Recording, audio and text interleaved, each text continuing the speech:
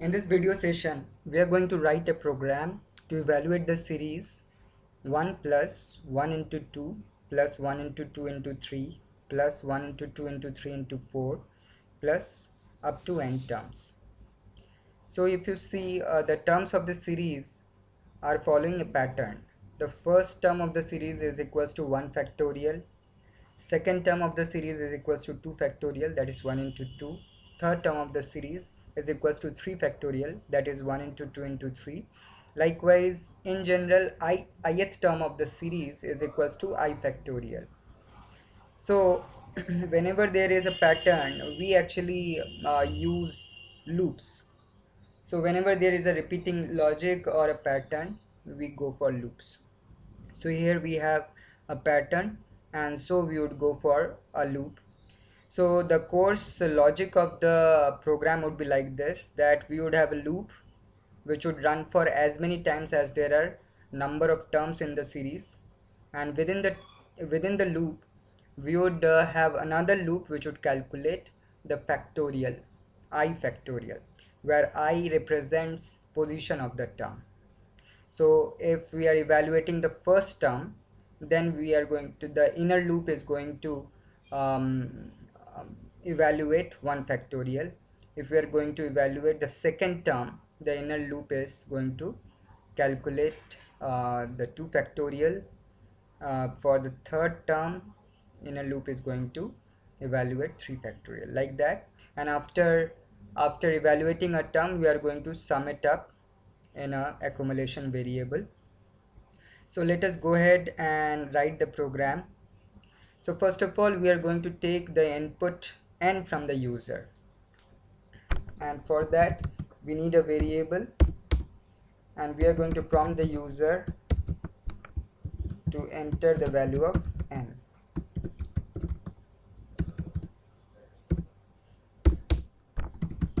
Now we would use scanf function to get the value from the users %d and store it in variable n.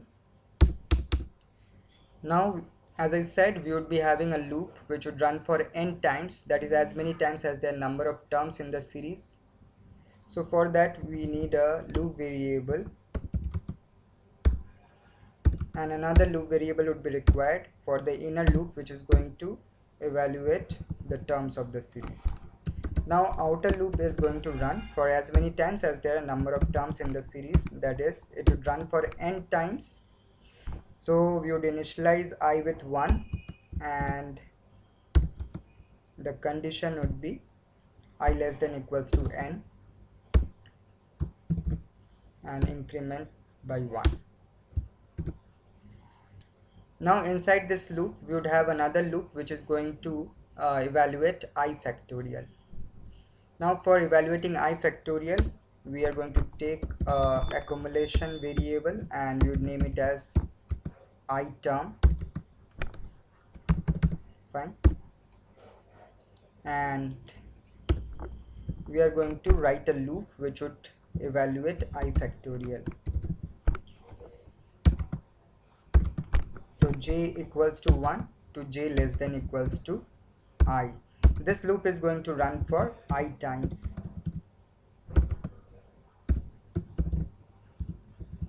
This loop is going to run for I times, and inside this loop, so before this loop we are going to first initialize the variable which is going to hold the value of ith term with 1, and inside this loop we're going to have accumulation statement I term equals to I term into j, and this loop is going to give us the value of I factorial. So how would it work is, I term would get initialized with 1 before the beginning of this loop, and inside this loop this statement would multiply the value of j with current value of I term and store it back in I term. So at the first iteration j is 1, so 1, and the initial value of I term is 1, so 1 into 1 it gets stored in I term. In the second iteration j becomes 2, current value of I term is 1, 1 into 2 is 2, 2 gets stored in I term. In the third iteration j becomes 3, I term's current value is 2, 2 into 3 is 6, and 6 gets stored in I term. So if you see, the factorial values are getting accumulated in I term. First 1 factorial gets stored, in the second iteration 2 factorial is getting stored, in the third iteration 3 factorial is getting stored, in the fourth iteration when j would become 4, 6 into 4, 24, 24 is nothing but 4 factorial, 4 factorial is getting stored in I term. So this loop is going to run for I times, and that's why I factorial would get stored in I term. After this loop, the value of I term would be actually I factorial. And after evaluating I factorial, we are going to accumulate it in a summation variable. So this expression, sum equals to sum plus I term, would accumulate the values of ith term of the series. So in the first iteration, when i's value is, the value of I is 1. So one thing I've forgotten is to declare this sum variable, and as it is a accumulation variable, we need to initialize it. So here the initialization value would be 0.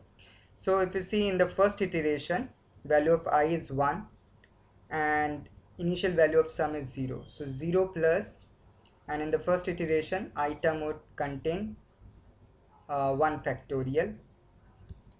So 0 plus 1 factorial is 1 factorial. 1 factorial would get stored in sum. In the second iteration of the outer loop, the inner loop would evaluate 2 factorial, that would be stored in I term. So now sum is containing 1 factorial, 1 factorial plus 2 factorial. The value of 1 factorial plus 2 factorial would get stored in sum variable. In the third iteration, I would become 3. So the inner loop would calculate 3 factorial, and 3 factorial would get accumulated in some variable. So current value of sum would be 1 plus 1 factorial plus 2 factorial, and in that we are summing up 3 factorial and storing it back in some variable. So after third iteration, sum would contain 1 factorial plus 2 factorial plus 3 factorial. Likewise, after n iterations, this sum variable is going to contain 1 factorial plus 2 factorial plus 3 factorial up to n factorial. So that is the required result that we are looking for. So after this loop, the result that we are looking for is nothing but the value of the summation variable that we are going to print on the console. So at the end, we're going to write the value of the series is %d, and we are going to output the value of the sum variable. So we are done with the coding part. Now let us run it and test whether it is working fine or not. Let me give a small value, say 3, and 3, the value of the series is 9. So 1 factorial plus 2 factorial is 3, plus 3 factorial is 6. 6 plus 3 is 9. So indeed it is coming out to be correct. So the logic of the program is fine, it's working fine. So we are not done here. What we are going to do is, we are going to improve our program by observing one thing. So if you see, every term is I more than I times its previous term. So if you see the third term is 3 times its previous term, that is 2 factorial into 3. If you see the fourth term, 1 into 2 into 3 into 4, so fourth term is 4 times its previous term, right? 4 into 1 into 2 into 3, that is what is fourth term. So ith term is I time its previous, that is I minus 1th term of the series. So that is the pattern that every term of the series is following. The first term is in fact 1, but from the second term onwards, if you see that every term is I times its previous term, where I is position of the term. So by observing this, we can actually get rid of this loop altogether and replace it by a very simple statement. So we are going to comment this loop out, and then we are going to replace it by a very simple statement, and this also get commented out. So the statement would be like this: I term, that is the current value of I term, is equals to previous term, that is contained in item itself, into I. That is, the current term is I times its previous term, I times to its previous term. So this statement is accomplishing a task of multiplying I with the previous term. So how would it work is, so we'll have to have initialization statement here, or initialize it here in the declaration itself with 1. Now how would it work is, so at the first iteration, when I is 1, value of item is nothing but 1, because the initialization is with 1. 1 into value of I is 1. So 1 into 1 is 1. This would get stored in item. So item is would be 1 in the first iteration, that is nothing but 1 factorial. In the second iteration, item contains 1 factorial or 1. In that we are multiplying 2. 1 into 2 is nothing but 2 factorial. 2 factorial is getting stored in item. In the third iteration, I becomes 3. Now item already contains 2 factorial, that is its previous value is 2 factorial, that is its previous term is 2 factorial, and with that we are multiplying 3. So 2 factorial into 3 is 3 factorial. So 3 factorial gets stored in item. Likewise, in fourth iteration, item already contains 3 factorial. 3 factorial into value of I is 4 in fourth iteration. So 3 factorial into 4 is 4 factorial. 4 factorial is getting stored in item. So likewise, in ith iteration, we are going to multiply, we would have I minus 1 factorial here, and with that we are multiplying I.